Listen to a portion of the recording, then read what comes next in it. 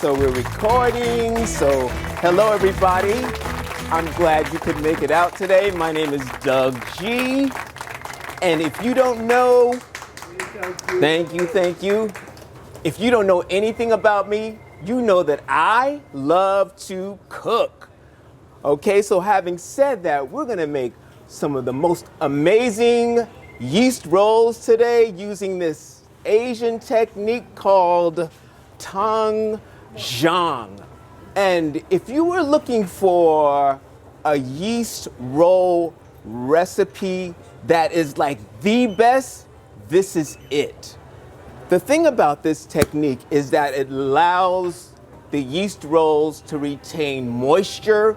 So after you've made your rolls, it increases that shelf life.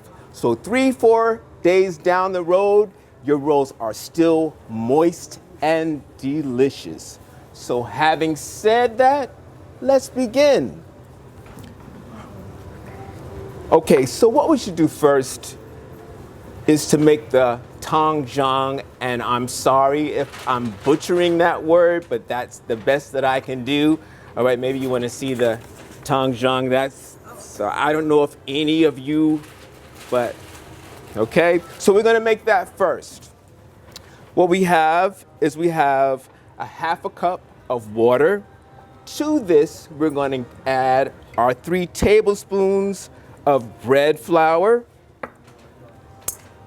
And we're going to mix this together just so it's homogeneous.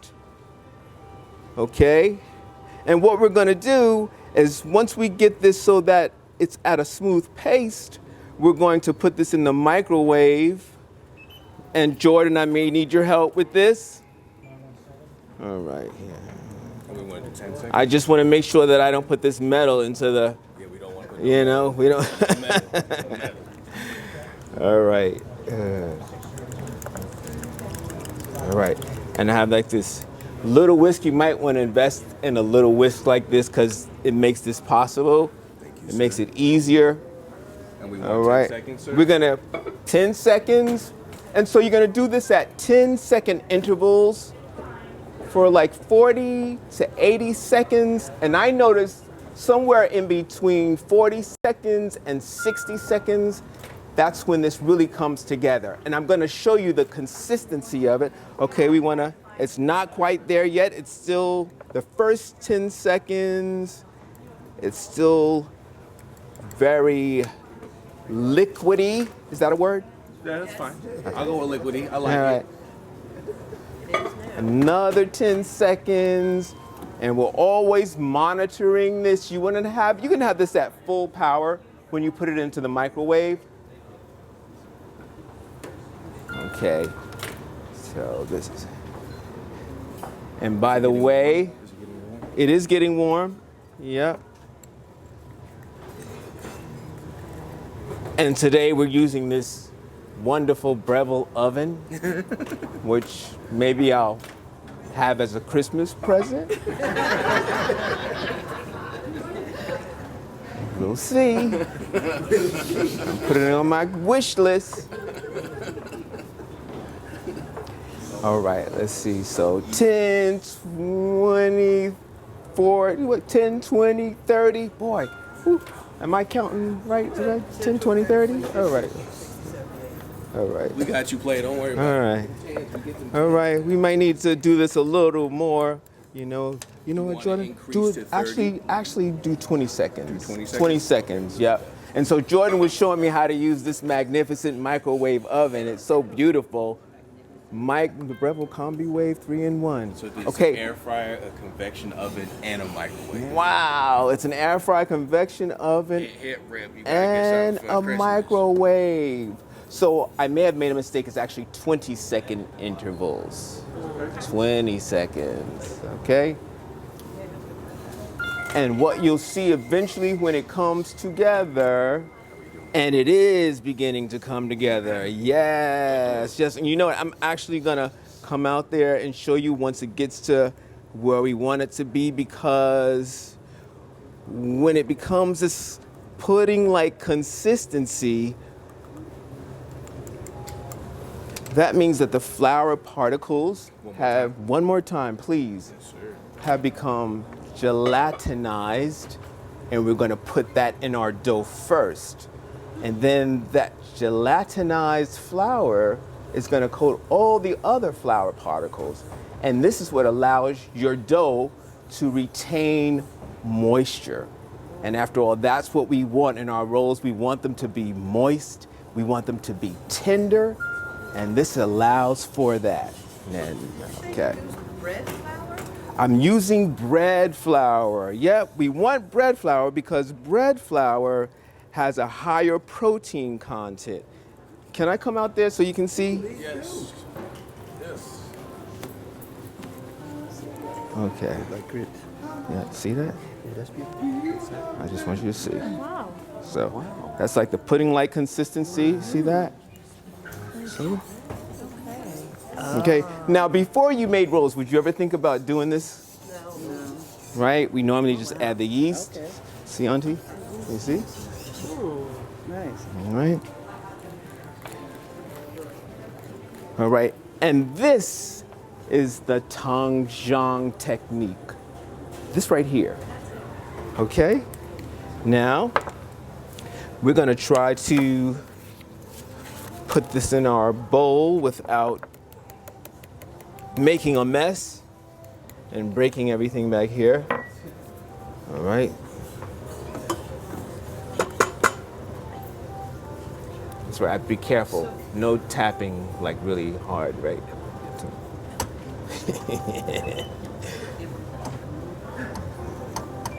So when you mix the bread flour and the water together, is there a specific type of water, or does the water have to be at a certain temperature? You know, you want to have like just room temperature water is okay because you're going to heat it up. All right.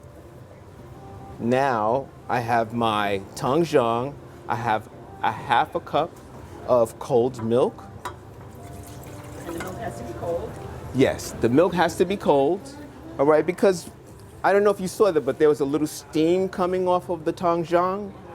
So really what you're trying to do now is to kind of cool that down.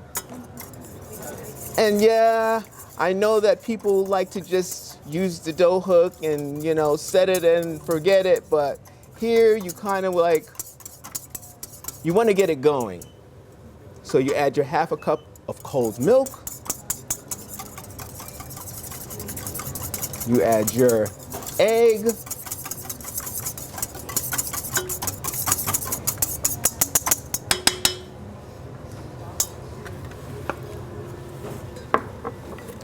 Okay, to this you are going to add your 2 cups of bread flour.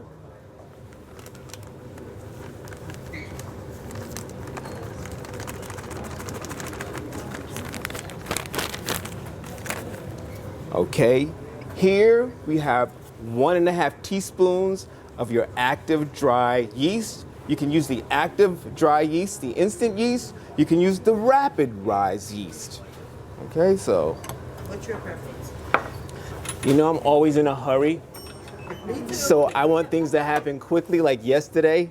Yeah. All right, and we're just gonna make sure that we turn this on low because we don't want it to, well, with the dough hook, you probably don't really have to worry about the flour going all over the place. So first we start out in low, and then we're going to like medium high to get it going because of course, we're always in a rush. We want things to happen right away.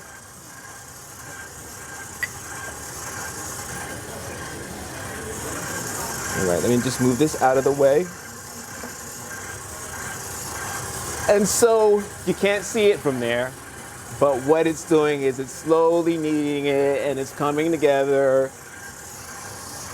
And I'm always engaged when I'm making these rolls. So I'm gonna turn it down or turn it off. And then I am gonna go in with my spatula. And I'm just gonna help it out a little bit.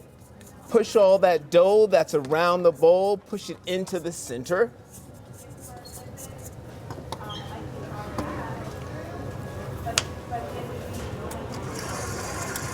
Okay, we start out on low, always. That's just the rule. And this is actually coming together very nicely. The Tangzhong is in there. We've added our flour. We've added our yeast. Okay, and the Tangzhong is now coating all of those flour particles in our dough, which is what we want.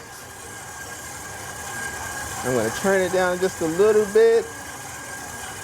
And ideally, we would have this on medium high. And in the perfect world, we'd probably go home. Or if we are home, probably making this at home, right? Okay. Unless you work in a bakery or something like that. You go home, have your little cocktail, glass of wine, chill out for a little bit, right? 5 minutes. We would have this meeting for 5 minutes. Right? And you can hear this. You can actually hear the dough come together because now you hear the machine starting to do a little bit of work. You can hear it. And so when we're cooking, we're always looking for different ways to identify a degree of doneness or where we want to be within that recipe. So we're making bread now, right? So right now we're trying to get this dough to come together. And the way that we know that it is, we can hear it without even looking at it. All right, we know that something has changed in this. All right, and you can hear the hook working. Okay, so this would happen for 5 minutes, but I'm gonna go ahead because, all right. Here, we have our 2 tablespoons of sugar. Okay.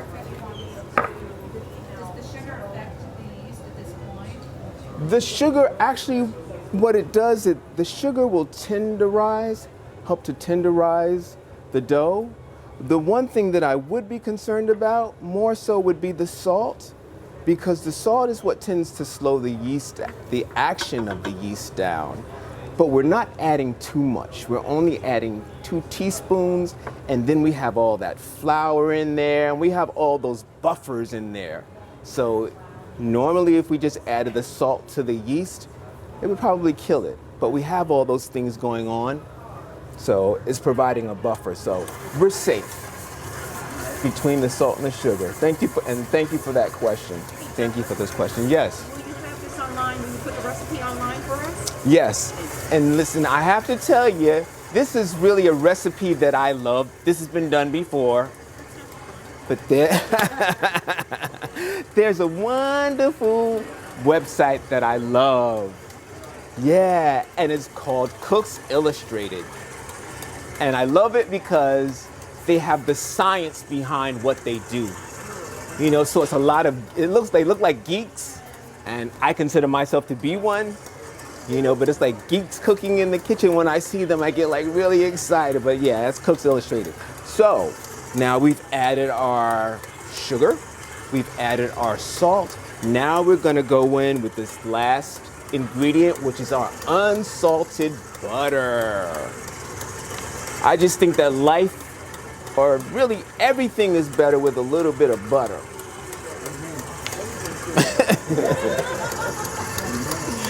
Everything is better with a little bit of butter.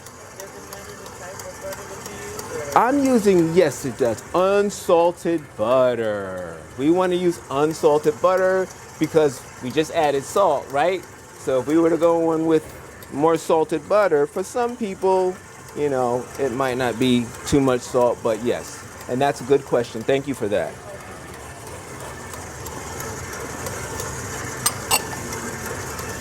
Okay, I'm just gonna turn this up a little bit, get that in there. Okay, things are coming together nicely. We are where we want to be with these amazing yeast rolls using the Tangzhong method. And as I said before, we're always checking this out, looking at it, monitoring it, right? And you'll notice towards this portion of the recipe, the butter tends to stay on the outside, but don't be discouraged. Okay, because you just continue with it.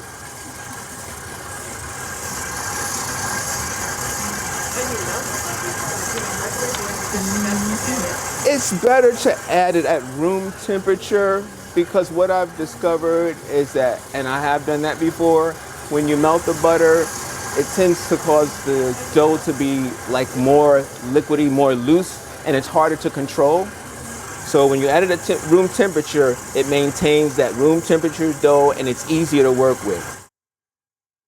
And you're gonna push this out until it's, I say, an 8x2 rectangle.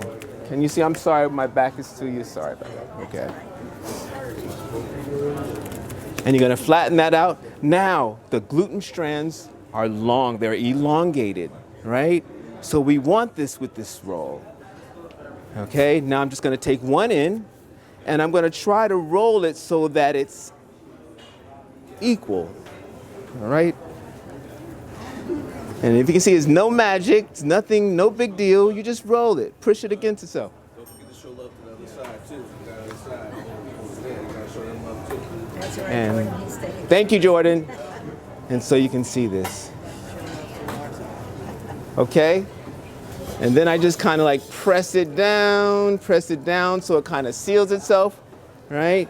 And now it's ready to put it into your greased pan.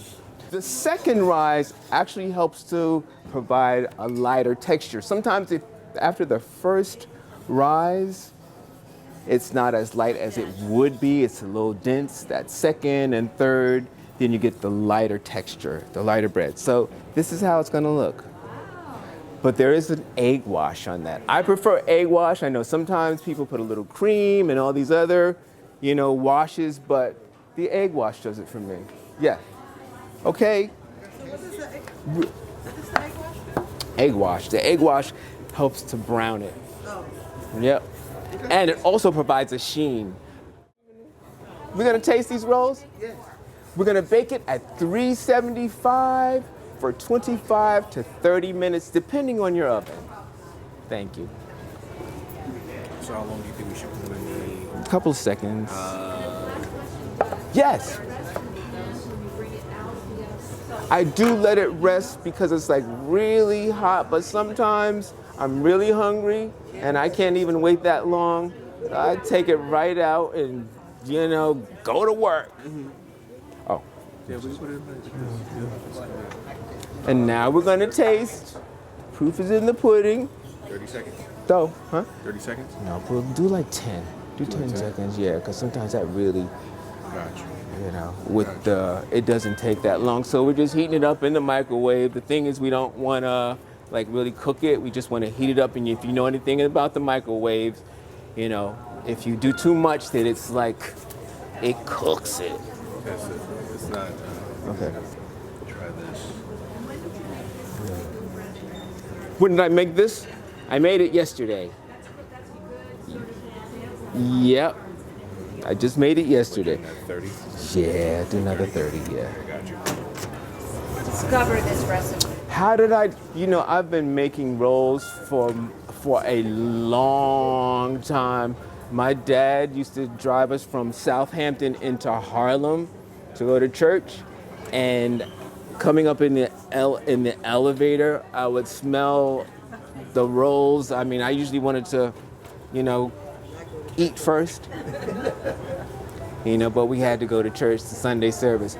But I first was interested then, and then over the years with our Thanksgiving celebrations and different celebrations, because I enjoyed cooking, because I was interested in baking first, I began to research roll recipes. Wow.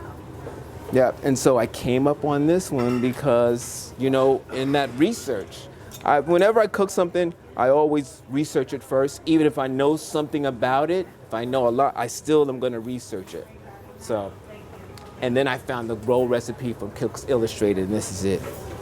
I don't know, this is just a little more, yeah. I'm listening. In order to preserve it so it doesn't, since this is fresh, keep it out, it will mold eventually. Should you freeze it to keep it longer? You can freeze it. You can freeze it. I would say like a month or so without having to suffer any, Do you without it being like chewy or in quality, going down in quality. If that makes sense. Am I speaking English still? And reheat it, kind of do it in a conventional oven. Would you just put it in foil and have it at a low temperature Yep. to reheat it? Yep. If you're gonna do it in the oven, yes. Does anybody want any butter? All right. I love to read. I do a lot of reading, especially when it comes down to cooking. I want to know everything about cooking. So and then researching. For the many years that I was making yeast rolls, they tasted good when they came out of the oven, but then to me, they became dry over time, so that was the impetus for me continuing to search to make it better, which is also how I came about the carrot cake.